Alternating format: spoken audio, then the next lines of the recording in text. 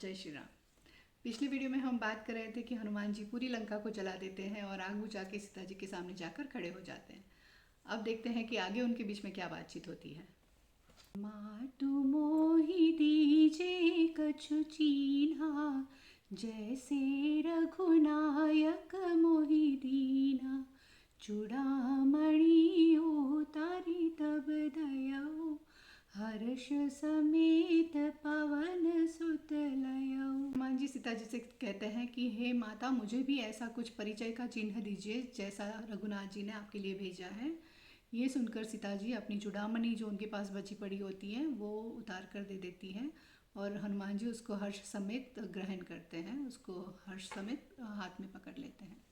कहे उतात अस मोर प्रणामा, सब प्रकार प्रभु पूरन कामा।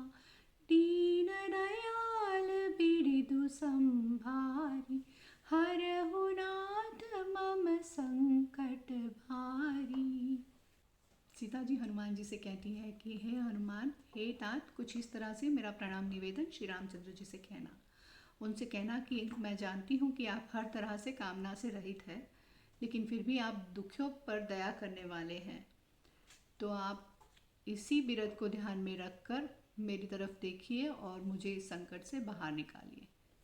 तात सक्र सुत कथा सुनाए, बाण प्रताप प्रभु ही समझाए।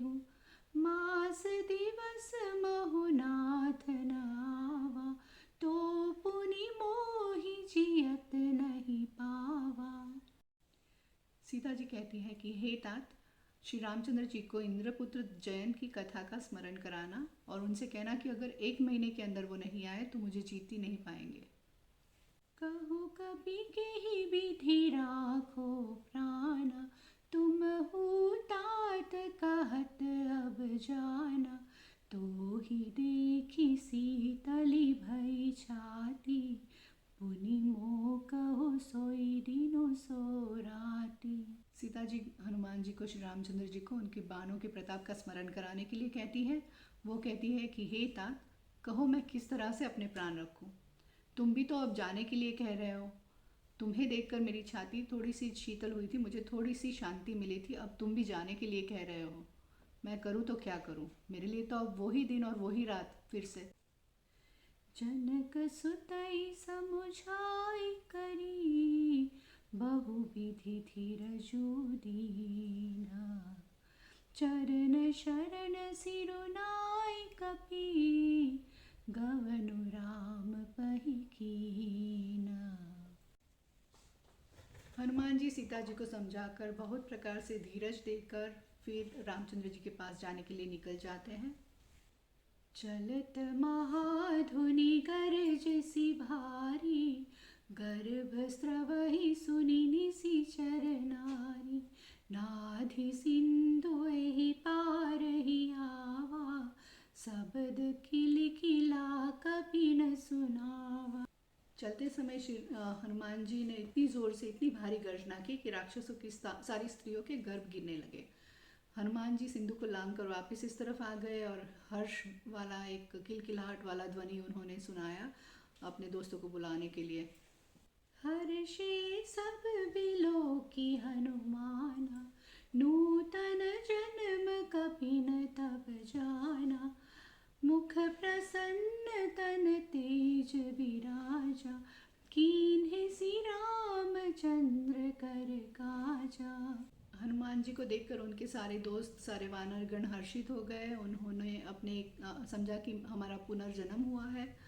वो हनुमान जी को देखकर समझ गए, उनके तेज को और उनकी मुख की प्रसन्नता को देखकर उनको समझ में आ गया कि रामचंद्र जी का कार्य करके हनुमान जी लौटे हुए हैं।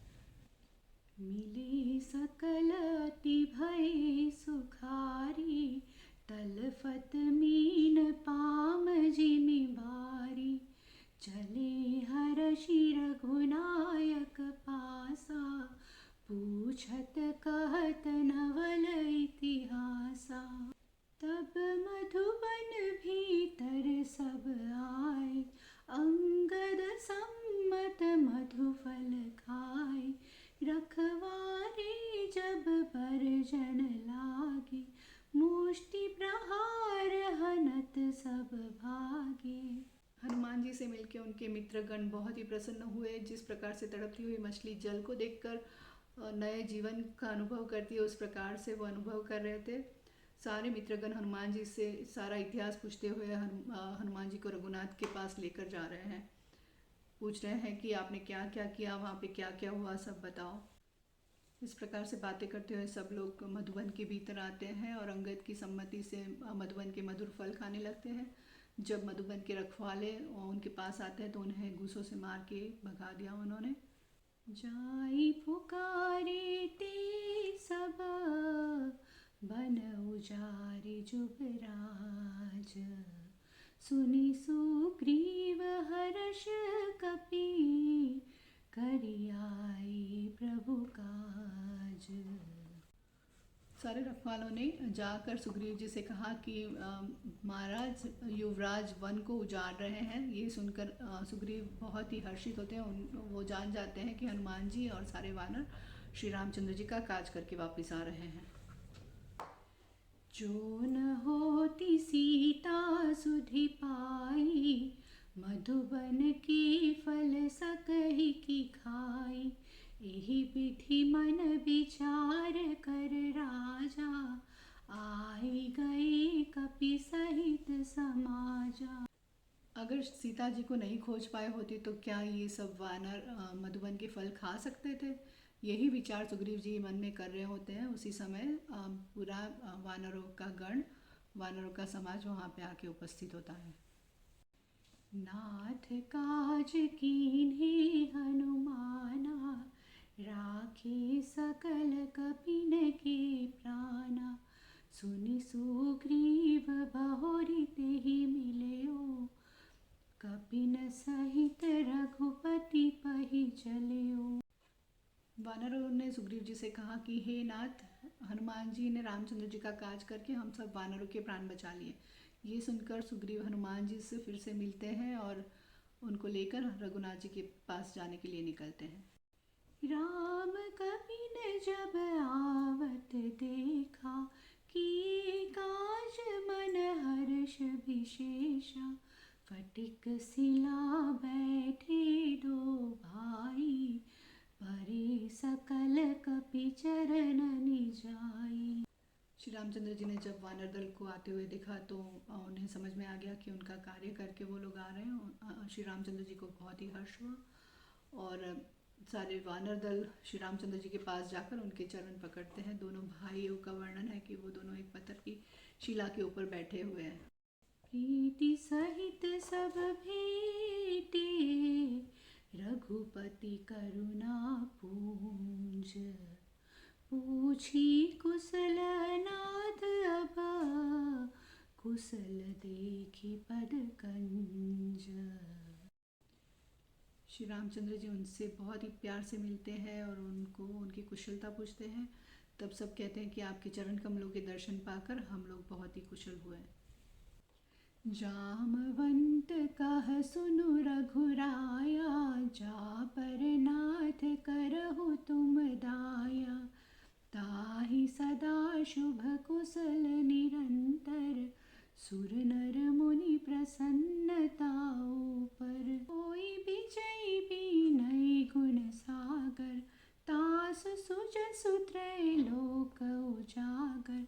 प्रभु की कृपा भयउ सब काजू, जन्म हमार सुफल भाजो। जामवंत जी श्री रामचंद्र जी से कहते हैं कि हे रघुनाथ, जिन पर आप कृपा करते हैं वो सदा ही सुखी और कुशल होते हैं। उनके ऊपर हमेशा ही देवता, मनुष्य और मुनिगण प्रसन्न रहते हैं। आपकी कृपा पाने वाला विजयी और विनयी हो जाता है, वो गुणों का समुद्र बन जाता है, उसका यश तीनों लोकों में व्याप्त होता है। आपकी कृपा पाकर हम आज धन्य हुए हैं। आप ही की कृपा से ये कार्य हो पाया है। आपको पाकर हमारा जन्म सफल हुआ।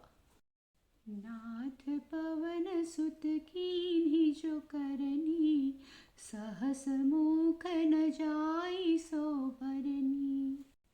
जामवंत जी कहते हैं कि हे नाथ, पवन सुत ने जो कार्य आज किया है, हनुमान जी जो कार्य करके आए हैं, उसका 1000 मुखों से भी वर्णन नहीं किया जा सकता।